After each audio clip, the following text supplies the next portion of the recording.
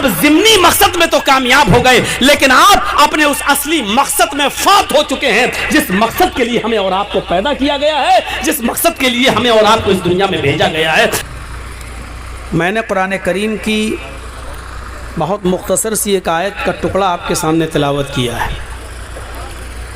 मैंने पूरी आयत भी नहीं पढ़ी, सिर्फ उस आयत का एक टुकड़ा मैंने आपके सामने रखा है और उसी की वजाहत मुझे आपके सामने करनी है। वमा खलक़तुल जिन्ना वल इंसा इल्ला लियअबुदून।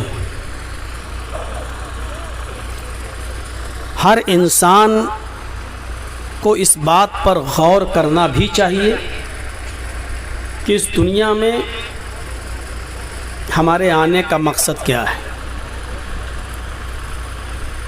हम पैदा हुए हैं, बचपन से लेकर जवानी और जवानी से लेकर बुढ़ापा और बुढ़ापे के बाद एक दिन हम दुनिया से चले जाते हैं। तो क्या हमारी ज़िंदगी का सिर्फ़ यही मकसद है कि हम पैदा हों, बचपना माँ बाप की गोद में गुजारें, जवानी हम कारोबार और बिज़नेस करके ख़त्म कर लें, बुढ़ापा हम फिर अपने औलाद के सहारे जिएं और एक दिन आकर मर जाएं और कब्र में चले जाएं, बस हमारा काम ख़त्म हो गया? क्या इस दुनिया में आने का सिर्फ़ यही एक मकसद है या कोई और मकसद भी?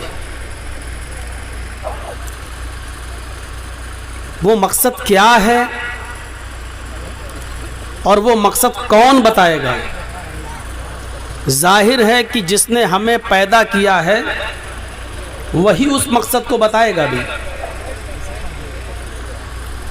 हम देखते हैं कि जो कंपनी जो गाड़ी बनाती है, वही कंपनी उस गाड़ी को चलाने और उस गाड़ी को किस तरीके से रोड पर लाएंगे, कौन सा गियर डालेंगे, जब उसमें ख़राबी आ जाए तो क्या करेंगे, वही कंपनी पूरी एक बुकलेट छापती है और वही समझाती है कि इस गाड़ी के अंदर पहला गियर कैसे है, दूसरा कैसे है, कैसे चलाना है, किस तरीके से चलाना है।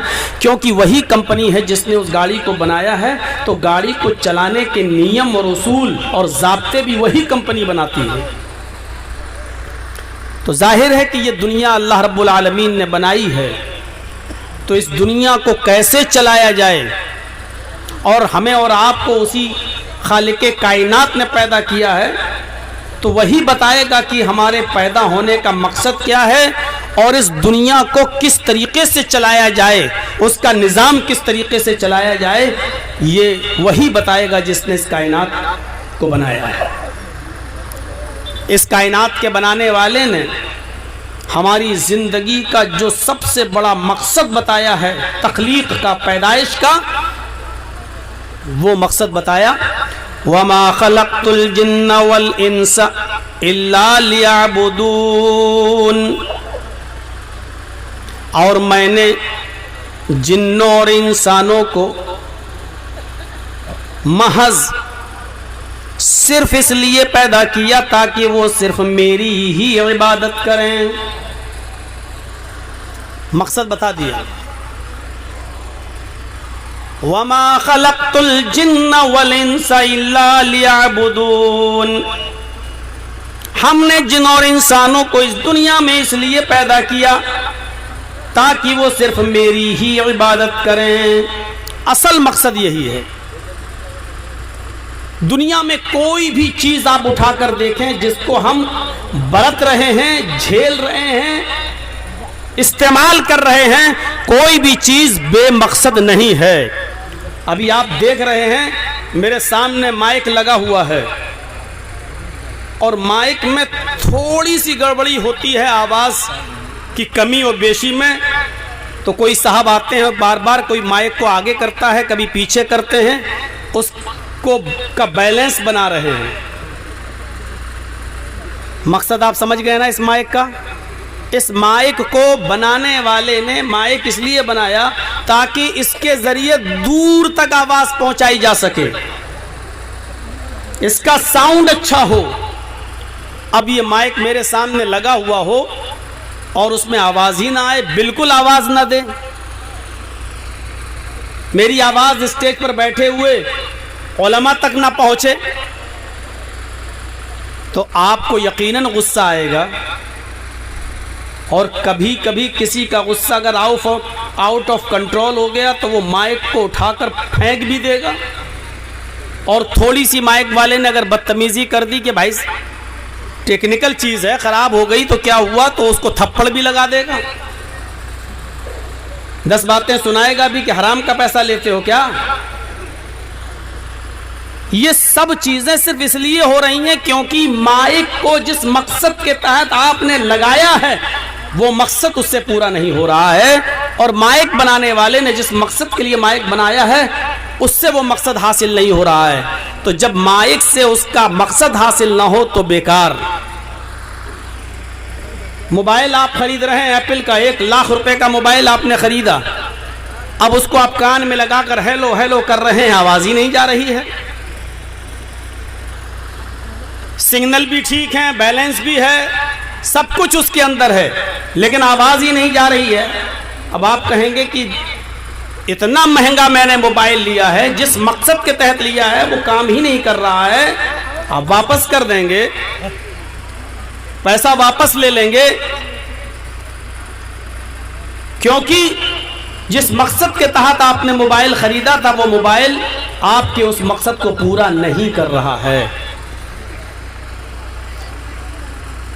कुर्सी बैठने के लिए बनाई जाती है, अब वो उस पर बैठा ना जा सके, एक आदमी भी उस पर सही से टिक ना सके, तो आप कुर्सी को तोड़ देंगे और कूड़ेदान में, डस्टबिन में डाल देंगे। ये सब चीजें हमें ये बतला रही हैं कि जो चीज जिस मकसद के तहत बनाई गई है उससे वो मकसद अगर हासिल नहीं होता है तो वो चीज रिजेक्टेड है, बेकार है, किसी काम की नहीं है। आपके सामने जो एक सड़क गई है रोड, सुबह सवेरे जब आप उठते हैं तो देखते होंगे कि इस सड़क पर कोई आदमी पैदल चले जा रहा है, कोई साइकिल से जा रहा है, कोई बाइक से जा रहा है, कोई 4 व्हीलर से जा रहा है। कभी आपने गौर किया जो पैदल जा रहा है वो बेमकसद नहीं जा रहा है, जो साइकिल से जा रहा सुबह सवेरे उठकर वो बेमकसद नहीं जा रहा है, जो बाइक से जा रहा है वो बेमकसद नहीं जा रहा है, जो 4 व्हीलर से सफर कर रहा है सुबह सवेरे उठकर वो बेमकसद सफर नहीं कर रहा है। कोई है जो सब्जी खरीदने जा रहा है, कोई है जो मटन और चिकन खरीदने के लिए जा रहा है, कोई है जो अपने बच्चे को स्कूल छोड़ने जा रहा है, कोई है जो स्कूल पढ़ाने के लिए जा रहा है, कोई है जो अपने ऑफिस में जा रहा है, उसको वहां बैठकर अपने ऑफिस में 9 बजे पहुंचना है, हाजिरी देना है। कोई ऑफिस में जा रहा है, कोई सरकारी सर्विस कर रहा है, तो कोई प्राइवेट बिजनेस कर रहा है। बेमकसद कोई नहीं, सब किसी ना किसी मकसद के तहत जुड़े हुए हैं। ऐसे ही कोई नहीं उठ के गया है, सबका कोई ना कोई मकसद है। अल्लाह रब्बुल आलमीन ने फरमाया कि ऐ दुनिया वालों, हमने तुम्हें इस दुनिया में पैदा किया है, तुम्हें जिंदगी दी है, तो तुम्हारी जिंदगी देने का भी कोई ना कोई मकसद है, और वो मकसद यह है कि वमा खलक़तुल जिन्ना वल इंसा इल्ला लियाबुदून, मैंने जिन्नों को और इंसानों को इसलिए पैदा किया ताकि वो मेरी ही इबादत करें। अब आप सोच रहे होंगे कि मौलाना साहब हम सिर्फ अल्लाह ही की इबादत में लगे रहें तो बच्चों को खिलाएगा कौन, बच्चों की परवरिश कौन करेगा, मेहनत कौन करेगा, कमाएगा कौन। तो एक बात याद रखिएगा, एक मकसद होता है असली और एक मकसद होता है ज़िमनी। असली मकसद के आगे ज़िमनी मकसद बिल्कुल बेकार है। आपके यहां से तौलिबा बहुत करीब होगा, आप तौलिबा में किसी लीडर से मिलने जाना चाहते हैं, वहां के एमएलए ने या एमपी ने आपको बुलाया है और आपको उससे मिलना है, अपने गांव के बारे में कुछ बताना है, कुछ शिकायतें हैं जो आपको दूर करनी है, और उसके लिए आपका एमपी से मिलना ज़रूरी है, एमएलए से मिलना ज़रूरी है। आपने अपनी बीवी से कहा कि मैं सुबह उठे, आज मैं एमएलए साहब से मिलने जा रहा हूँ, तौलीवा जा रहा हूँ, लुम्बनी जा रहा हूँ, किसी बड़े शहर की तरफ आप निकल गए। अब आप वहां गए, तौलीवा तक पहुंचे, लुम्बनी तक पहुंचे, उसके घर तक गए, बैल बजाई, अंदर से उनका काम करने वाला कार सेवक नौकर निकला। जी कौन? कि साहब फला साहब। कहाँ से आए हो? सब फला जगह से आए हैं। किससे मिलना है? एमपी साहब से मिलना है। साहब अभी अभी वो निकल गए हैं, काठमांडू चले गए। आप जिस मकसद के लिए गए थे वो मकसद आपका पूरा नहीं हुआ। अब आप लौट रहे हैं वहां से। अब आपने देखा कि तौलीवा में बहुत बड़ा मार्केट लगा हुआ है, बहुत बड़ा बाजार लगा हुआ है, तो आपने सोचा इस बाजार में कपड़ा बहुत सस्ता मिल रहा है, चलो अपनी बीवी के लिए एक साड़ी खरीद लेते हैं। आपने एक सस्ती सी साड़ी खरीद ली, क्योंकि आपके यहाँ वो साड़ी 1000 रुपये में मिल रही है और इस बाजार में वही साड़ी आपको 500-600 रुपये में मिल गई, तो आपने खरीद ली। 2 जोड़ा मोजा ले लिया, 2-4 जोड़े जूते चप्पल भी आपने खरीद ली, क्योंकि इस मार्केट में सस्ते मिल रहे हैं, आपने खरीद लिया। और ये सारी चीजें खरीद कर जब घर आए और गांव के लोगों ने पूछा साहब क्या हुआ, एमपी साहब से मुलाकात हुई? का साहब नहीं यार, हमारा तो लुम्बनी तक का सफर, तौलीवा तक का सफर बिल्कुल बेकार हो गया है, बेमकसद हो गया है, मकसद हल नहीं हुआ है, मकसद हासिल नहीं हुआ है, जिस काम के लिए गए थे वो काम हुआ ही नहीं। जबकि आपने साड़ी खरीदी है, आपने कपड़ा खरीदा है, आपके मार्केट से सस्ता कपड़ा मिला है, आपने जूते खरीदे हैं, आपने चप्पल खरीदी है, लेकिन इसके बावजूद आप क्या कहते हैं कि हमारा सफर बेकार हो गया, क्योंकि जिस मकसद के लिए गया था वो मकसद मेरा पूरा नहीं हुआ। मेरा असल मकसद था कि मैं एमपी साहब से मिलूं, एमएलए साहब से मिलूं, वो मुलाकात नहीं हो पाई। अगरचे रास्ते में ये सस्ती चीजें खरीद ली, ये जिमनी चीजें थी, ये जिमनी मकसद था, चलो जब आए हैं तो अब बेकार क्यों लौटूं, ये भी खरीद लूं, कम से कम 500-600 रुपए बच जाएंगे इस कपड़े पर। ये जूता जो हमारे यहाँ 600 रुपए का मिलता है, यहाँ 250-300 रुपए में मिल रहा है।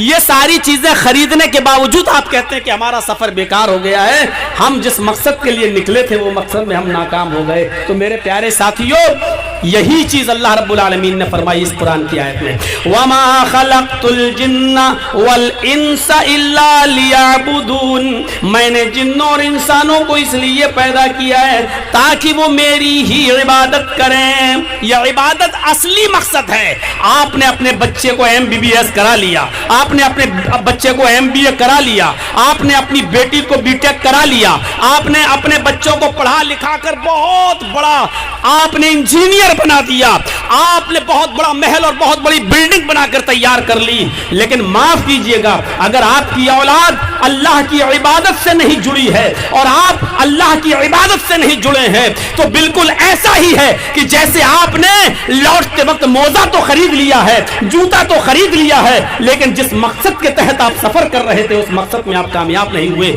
MP और MLA से मिलना था, उसमें आप नाकाम हो गए। बिल्कुल इसी तरीके से आप जिमनी मकसद में तो कामयाब हो गए, लेकिन आप अपने उस असली मकसद में फात हो चुके हैं, जिस मकसद के लिए हमें और आपको पैदा किया गया है, जिस मकसद के लिए हमें और आपको इस दुनिया में भेजा गया है, उस मकसद में हम नाकाम हो गए। जिस तरह आप मोजा और कपड़ा खरीदने के बावजूद आप ये नहीं कहते हैं कि हमारा सफर कामयाब रहा, उसी तरीके से आप अपने बस मैं समझ रहा हूं, ऐसा मत करिए, आप लोग बैठे रहिए, बदनज़मी का शिकार मत हो, आप बैठिए, होगा होगा होगा। मैं आप लोग बैठिए, कोई बात नहीं होगा।